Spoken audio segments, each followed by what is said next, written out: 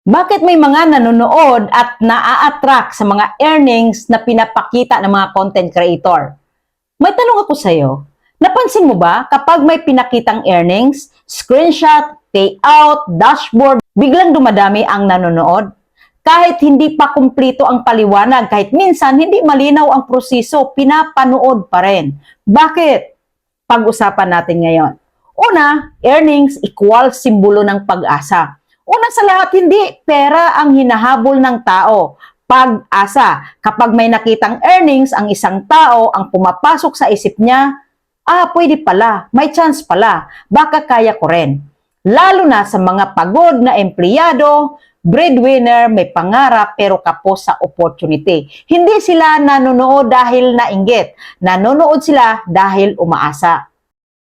Pangalawa, proof of possibility. Earnings content works because it looks like proof. Sa mundo na puro pangako, ang tao naghahanap ng resulta, ebidensya, totoong nangyari. Kaya pag may earnings, humihinto ang scroll, nagiging curious ang viewer. Pero tandaan, proof ito ng possibility, hindi guarantee.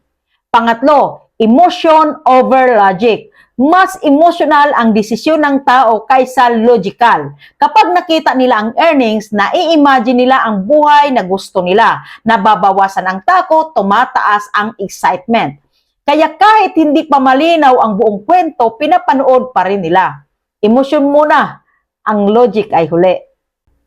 Pang-apat, bakit delikado kung earnings lang? Dito na tayo magiging responsable.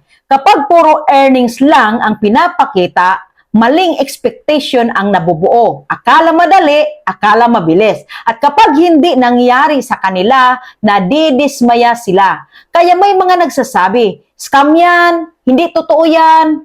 Hindi dahil fake ang lahat, kundi dahil kulang ang context. Panglima, paano gamitin ng tama ang earnings content? Kung magpapakita ka ng earnings, ito ang tamang gawin. Una, ipakita ang proseso, hindi lang resulta. Pangalawa, i-explain na hindi pare-pareho ang journey. Pangatlo, i-emphasize ang effort, consistency at time. Pang-apat, iwasan ang easy money narrative. Tandaan, ang earnings ay pang-akit, pero ang value ang dahilan para magtiwala.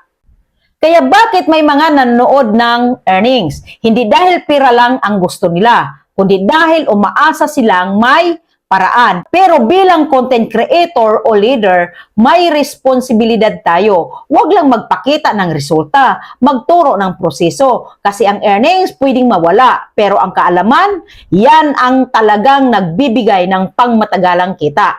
Ano, may natutunan ka ba? Comment mo at paki-like, follow and share na din.